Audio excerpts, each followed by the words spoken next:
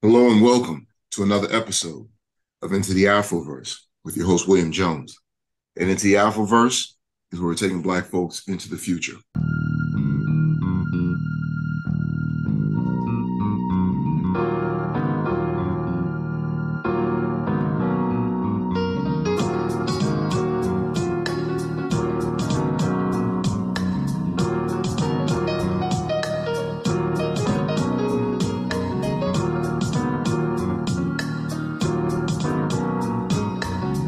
As I always say, when we talk about Afrofuturism, a lot of people simply think of the entertainment side, or they think of, the comic books, they think of the literature, they may even think of music.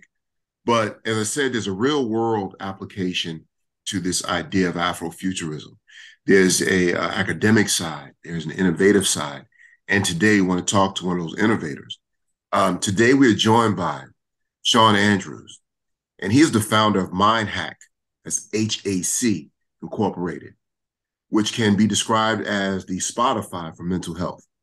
As a former college football player, Shaun was stunned when two former teammates committed suicide due to depression. This ignited a passion in him to develop a way to provide anonymous, culturally relevant mental health care for youth. He's witnessed friends and family in his small hometown in southeastern North Carolina who shunned care due to stigma. These experiences coalesced to deepen Shaun's conviction about the need for culturally relevant mental health care, spurring the creation of MindHack. And with that, it's my pleasure to introduce to you Mr. Shaun Andrews. How you doing today?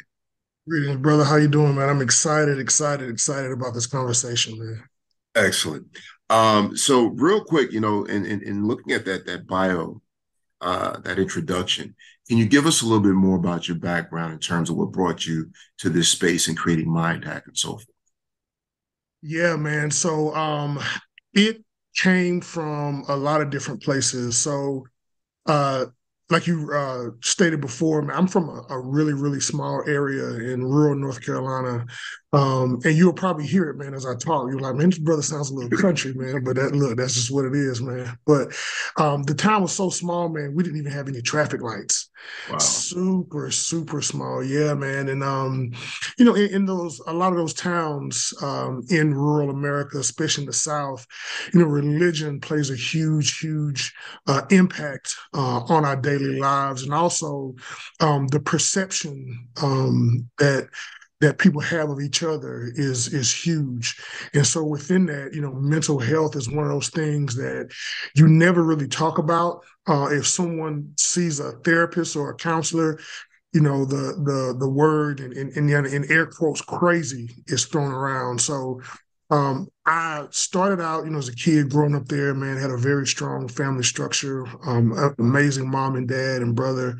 And I eventually went on to play football at a small school in North Carolina, Winston-Salem State University. And my brother, who's a year older, actually received a football scholarship as well, man. So we played beside each other in college. Had an amazing experience. But after I graduated, I was in grad school and I got a call from one of my friends, and basically told me the night before one of our former teammates basically put a gun to his head and he pulled the trigger.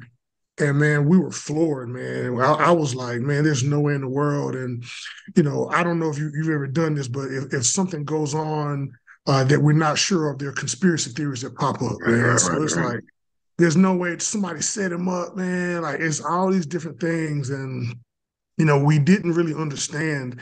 And then a year later, I got another call from another one about one of my other former teammates who committed suicide. Oh, And this brother, not only was he a former teammate, but he'd also gone into the military, and he came out of the military and shortly thereafter committed suicide. And so, this word depression was starting to be thrown around. And I was like, man, there's no way in the world, like, that doesn't impact us. Being in these hyper masculine worlds of, football and then being down south, it's, those things don't hurt us. You just grind on. We're the right. descendants of enslaved folks. So if they can get through that, Right. surely you can deal with these small issues that we have, So we like, what are you crying about? So those that type of thing. And so it wasn't until I graduated from grad school and I got this really good job with the railroad. And one of the things that people don't tell you, especially with being a black man going into corporate America, is the subtle racisms that you deal with. And actually, when I graduated from graduate school, one of our deans pulled me to the side. He said, "Shaun, you're a big dude, you're black. So, whenever you're in the room, I always make white people feel comfortable, make them laugh." He said, "Man, white women, they're either gonna want to have sex with you or they're gonna be afraid of you." And man, I thought this guy was crazy. I'm like, man, what are you talking about? Excuse me. I had no idea that what he was telling me was stone cold truth, man.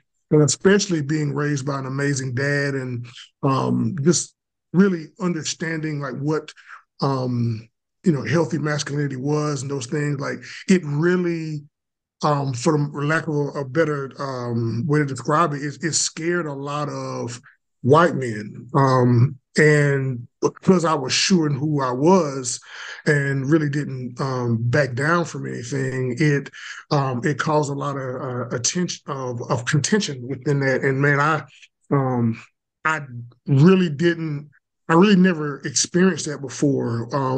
Working for this company, so a very large company, but I remember walking in one day and seeing a noose on a desk. I was like, man, a noose. Like I've never seen one of those in real life, Right. and dealing with like microaggressions and things like that. And with who I was and how I was raised, not wanting to show that anything impacted me, it really changed who I was internally. And I felt myself not even want to get out of, not even wanted to get out of bed in the morning. Man, I remember just feeling like I was in a dark hole and like no light, man. That's the best way I can describe it. And I remember talking with my mom and I was telling her like, Mom, there's something I don't feel right. I don't feel like myself. And she said, baby, just pray about it. And I said, well Mom, that ain't working. And she was like, Jesus, God can fix it. Jesus can do anything, and not wanting to, push the issue. I was like, okay, Mom, but that those things weren't working. And, because of, where I came from, like I said, it was just I was fearful that there was something wrong with me, man, because I was this big, strong guy, and I didn't want anything to be wrong with my mind, especially. And being working for this company, making this great money, and having these amazing benefits, even that. I did not want to self-identify as having any type of mental health issues going on, man. And so when people say, well, why didn't you go see a therapist? I didn't even want to identify. I didn't want Right. anybody to know. And Right. so the only thing that would get me through the day, man, I remember I had to be in my office by 7 p.m., 7 a.m. every morning, man. And I would wake up about 6 a.m. and I would just sit on the edge of the bed. And the only thing that could get me moving and to get my mind in a place to deal with the day, I would listen to music. So it would be music, to get me motivated. I would listen to messages around therapy. I would listen to sermons, motivational talks. I would even listen to sound waves to help calm the anxiety in my mind. And what I noticed was that it worked. Right. And I said, man, this is amazing. But at the end of the day, I was still drained. And it was like my battery kept being depleted every day. And one of the things too, a lot of the content, especially around therapy and therapeutic messaging, were from folks who didn't look like me. It Right. was basically white women talking you through, meditations and things like that. And not saying anything against it, but it just wasn't my flavor, man. You know what Right. I'm saying? Like, and so after about 3 months, and I found that a lot of the content was really repetitive. It was the same things over and over. And so I remember sitting in my place and I said, man, why isn't there an app that can provide help for individuals like me and it can be anonymous? And why can't it combine music, therapeutic messaging, and and sound waves to Wow. help calm people's minds? So there wasn't anything like it. Man, I looked online, man, I looked on I looked on the Play stores and the app stores, and there wasn't anything like it. So I decided to create it.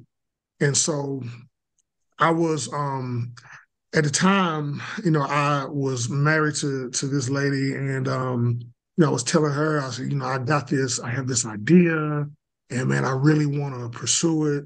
And basically, I didn't get any support from my network, and even though the woman who I was married to, she said I didn't marry an entrepreneur, I married an executive. Wow. And yeah, yeah, man. And so shortly thereafter, I was divorced. Um, and so I was faced with something where I had this idea. And now I'm, really basically on my own. Mhm. And I'm thinking like, how do I bring this into fruition? Like, how do I bring it to light? Because, brother, to be honest, man, this thing would keep me up at night. Like, I couldn't even sleep some nights. I'd wake up in the middle of the night and I'd just start writing things down. Like, I could see the app, how it will work. I Right. could see everything. It's the oddest thing in the world, man. And I remember telling my mom, I said, I have this idea. She said, baby, that's not a good idea. That's a God idea. And I said, Wow. man, I said, yeah. I said, Mom, you're right. And then, I was sitting there, and so I said, well, how am I going to bring this to life? Um, and I started to take a look at the data, and what I saw was a lot of the individuals who, as adults, when we suffer with issues, a lot of the issues have roots in our childhood. Yes. And so I said to myself, I'm like, man, so the real impact will be to attack it at the root, right? So with kids and school age kids, I'm working this job, sometimes 80, 90 hours a week. How in the world can I build this? And it just popped in my head, become a teacher. And man, I left corporate America and I became a teacher in a Title I school in Charlotte, North Carolina. No Wow. teaching experience. And what I did, man, I went into the classroom and I took over for a teacher who basically walked out in the middle of the semester. She literally left her keys on the desk and left out because the students were so disruptive. Right. And Wow. yeah, so I took over. They didn't tell me all this. They you never know, do. so they were very excited to get me in. And brother, the first day I went in there, man, I'm telling you, it's literally, man, he is bouncing off the walls, man. And the way I was raised, I'm like, man, if y'all looking for a tussle, will you pick the right one? Because Right. there's only one lion in this jungle, man. And long story short, I ended up having we're teaching for 3 years, man, and really never had any behavior issues. And what I did was I utilized my app as a behavior management tool.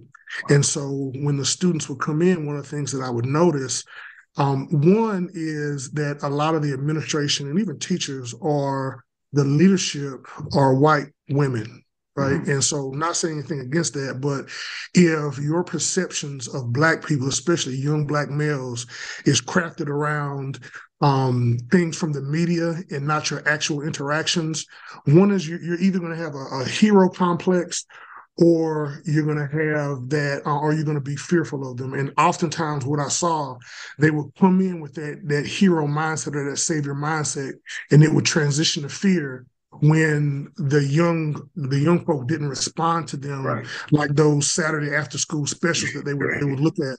Like they thought they were going to come in and I taught Hakeem to read, and Right. Hakeem was like, I didn't ask you to be here. Right.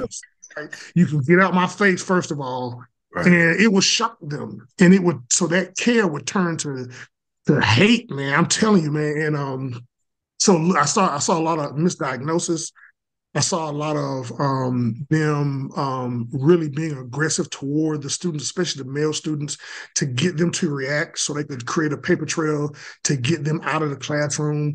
I'm telling you, man, it was Wow. I told one of my homeboys, I said, man, there's something rather nefarious going on in this educational system with our young men. And so what I did was whenever I would see the young men coming in, I could see them get off the bus and I could see the tornadoes in their minds, man. Like I Right. could see it. They would walk down the hallway, and because I was cool with so many of them, they would get in trouble intentionally. And my class was like the class they would send all these young Yes. men to. Yes. And so they would be in there. And what I noticed was, they were embarrassed like I was. to admit that there's things like depression that's going on, there's stress. And I was dealing with these things in my late 20s, and these are kids in the seventh grade. So imagine they don't even have the tools or the Right. context to deal with these things. And so I started to create content to calm the minds of the students and to redirect their behavior. And so in my classroom, if a student was having an issue, I would have them engage with my app. They would listen to it, and then I would be able to reintroduce them back into the learning environment once their minds were calm. And so when I took a look at the data of my usage, I saw that the students were using the app from about 4 a.m. to about 7 a.m. And Okay. then I created some content for a few teachers, and the teachers were jumping on from 11 p.m. to 1 a.m. Wow.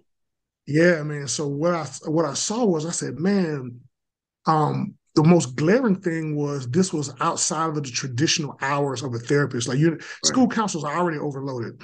Right. So they're not, they don't want to hear a call from a student at 4 a.m. Right. They're not going to do it. It's just not going to do it. And so what I started to do when I took a look at that data, I said, oh, well, I'm gonna add a component of this app I created as a continuation of care tool. And so how that works is, so if you're a school therapist, let's say your caseload is 500 students, and let's say you're in a Title I school, let's say in Southeast DC or somewhere like that. The only kids who get your attention are the ones with the most egregious behavior. Okay. That's the fighting, Yes. that Yes. those are the Yes. ones you don't have enough time. There's not enough hours in the day to really effectively manage a caseload of 500 students in a high need area. It's just, there's no way. And Right. so you just have to deal with the ones who are the fighting and who brought a weapon to school. Like that's who you're dealing with. But Right. there's a kid sitting in the back of the classroom who might even be making all A's. And if that student causes no issue and you don't think twice about that student having issues. But those are the ones as well that are having the same, or some might be having more issues, but Right. there's just something that's not moving them to outwardly display these things. And so with the counselors, they're able to utilize the app and they can take a look at the statistics around the usage. And then the app acts as almost a mental health thermometer that can gauge the mental health temperature of a population, of a classroom, or an entire school. And so now a school counselor or a therapist is able to more effectively and efficiently manage their caseloads and create content and methodologies and practices Wow. that could, help guide the students towards success. And so within the app, I started to see how malleable it was. And I said, oh man, like a lot of the issues that I would see with my students, especially with my young men, when they would come in, if they couldn't read, if we were doing a round discussion where everybody took a turn reading a paragraph, when they got to the brother who couldn't read, guess what his behavior was? Oh yeah, they act out. Bro, yeah, and it's all a mask because he didn't know how to read. Exactly. And so Exactly. now one of the things that we're doing and we're going to be creating content around is actually literacy. So with mental health, there are a lot of things that factor into that. So now we're even going to be recording books on the app so students can have access to this and inspire a love for learning. We're going to be having content as well to deal with some of the stressors. So, like for instance, like how to goal set, Right. how to deal with how to have a proper relationship with yourself and with other people. And so, not only are we dealing with the mental health, but also creating a reference for success for the students. So hope can be inspired as well. And so, that's where we are now. We have a few different research partnerships, and we're expanding throughout the Southeast. And the goal is to really be a tool that can impact folks across the board, not only minority communities, but really everyone. Right. And the hack is spelled HAC, and that stands for holistically acquired consciousness. Because I believe that we can redirect the behavior and change thought patterns of people, especially Black and Brown folks, through music. And if anybody ever disputes that, you can go back to your days of listening to that '90s R&B. Right. Whenever your partner, whoever will come over to your room, you're not going to be putting on some Nuck If You Buck. You're going to Right. be putting on that mint condition because it calms the mind Exactly. and opens up your mind to accept different types of things, right? And so Right. why can't we take that same thing, wrap it in a cultural context, and use it for our own healing as a people? Wow, that is incredible. And if you're just joining us, and I certainly hope you've been listening, I hope you're not just joining us, but if you are just joining us, this is Into the Afroverse with your host, William Jones. And we are joined by Mr. Shaun Andrews, who just shared this incredible story and this incredible innovation that came out of this experience. So you talk about Mind Hack. How can folks reach you? How can they find you to learn more about this product? Yeah, definitely. You can reach out to me. So my email is Shaun at Mindhack. Shaun is spelled SHAUN at MINDHAC.com. Also on Instagram, it is my mind hack. So MYMINDHAC. And my personal Instagram is Shaun.inspirenu. Excellent. And let me ask you this, in your opinion, someone hearing this, they might say, oh, wow, that makes perfect sense. Playing music, calm a person down, being able to incorporate that to their daily life and so forth. Why do you think this has been something that folks have kind of looked past and ignored? What do you think was missing that perhaps you honed in on and so many other people missed out on? So with just creating my type of technology, are you asking why hasn't something been created like this before? Yeah, like what is it? And also, what is it that kind of gave you this vision to see it this way where a lot of folks haven't? Man, to be honest, that's the way my mind works. Man, since I've been a kid, man, I look at things and I'm able to come up with like super creative solutions. My first job out of graduate school, I actually developed an invention. And man, I had all the components, and people thought I had an engineering degree. My degrees are in political science, English, and public administration. Mm. So I just have that's just the way my mind works, man. I'm a dreamer and a doer, but I just have a knack for taking a look at things, and I also am able to see trends. And so once I can get wind of a thing, I automatically see how to plug that into the issues that are before us. And even with this first version that we have, I have some amazing things planned in the future with some of these new technologies that are coming out and are here already as well. So that's just, to be honest, man. I mean, that's the only way I can describe it, man. That's just the way my mind works. I see. So, on the flip side, there's always been this conversation, especially in recent years, around music and its negative impacts. So, are you saying with this technology, are you finding that in the same way that the song selection, the music selection that you've come up with to assist people in making it through their day, whether they are a student, and I'm also assuming this is just for the regular workaday person as well. What's the opposite? Have you found, in terms of the way music can negatively impact? Because it seems to be a debate for me. I don't see it as one, but what have you found in terms of perhaps the opposite effect of music on the site? Yeah, I mean, anybody that can debate that, they should go to a club and stand in the DJ booth Right. and see how he can, when they say move a crowd, he's not physically touching them, he's using music. And even when I used to have a security company when I was in college, when I used to provide bouncers to clubs, man, and you could see when a DJ would play a certain song, he would alert security. At that time, it Wow. was No More Playing GA. It was Nuck If You Buck, No Limit Soldier with Master P. So when those songs came on, he would let you know, like, hey, fellas, I'm about to drop it.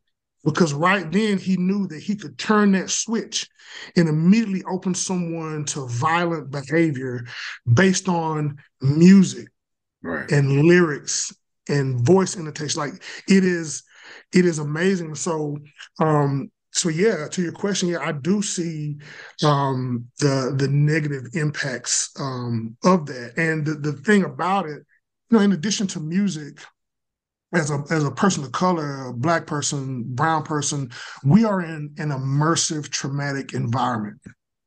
That means that I can wake up in the morning, I can get on my phone, I can see negative headlines about Black men being killed. I can listen to music and we're degrading each other. We're glorifying illicit behaviors and death.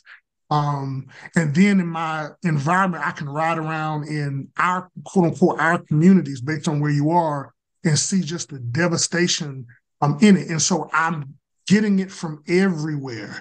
Even when you're in food deserts, what you consume, it has an impact on your mind. And so now you're in this immersive traumatic environment. And now you're telling me to go to therapy once a week? There's no way. You have to have an immersive therapeutic environment to combat that immersive traumatic environment. And that's what we're creating. Excellent. Wow, believe it or not, we are almost at the end of today's episode. I want to thank you so much for joining us. And I also want you to come back because I feel like we're just getting started with this conversation. So I definitely want you to come back and we can talk more about it. But before we end it, one more time, how can folks find you? How can they find MindHack? Definitely. You can find us. Our website is www.mindhack.com. My email is Shaun, SHAUN, at mindhack.com. And also our IG is mindhack. So at my mindhack, and my personal IG is Shaun.inspirenu. Excellent. We got a couple of minutes. Can you give us 1 or 2 minutes, just some final words you'd like to share with us today? Yeah. So the final few words I would say, you're not alone. And also I want to take this time to talk to the dreamers because I believe that the situation that we're in, there have been messages or missions downloaded to folks to bring us out of our current situation. And I want to speak to those folks and tell you that you are enough and there are resources available that will be put in your path for you to get where you need to be. And so release ego and make that journey. Excellent. And one last question for you today. Are you making any personal appearances anywhere, any place where folks can find you presenting or speaking? Right now, where I just spoke down in Atlanta, but I'm open. I travel up and down the East Coast, and so if anyone is interested in bringing me in and doing a talk, man, I'm fully open. This is what I do, so I'm always looking to be a disciple for better mental health. Excellent. Well, one more time, brother. Thank you so much for joining us today. And like I said, we got to have you back to continue this conversation because it's an important one. It's an overlooked one. And especially coming from us to us. So I really appreciate that. And I love what you're doing. I appreciate the time that you're spending today here on Into the Afroverse. So that'll about do it for today's episode. And once again, I'd like to thank Mr. Shaun Andrews. I would like to thank all of you that are listening. Continue to listen. You can tune in every week to hear this type of content. Please tell other folks to join us as well. So that'll about do it for Into the Afroverse. And remember, you can find us online. If you missed today's episode, you want to share it with someone, or you want to tell someone that they missed today's episode, you can find it on YouTube at the Afrofuturism Network page. You can also go to the website, afrofuturismnet.com, and you can find us there. And also, folks are always asking how they can support what we're doing at the show. You can go on the website. You can see that as well. So one more time, that'll do it for us today at Into the Afroverse. Have a good day, and a special shout out to Mr. Duke Productions for producing today's episode. Take care.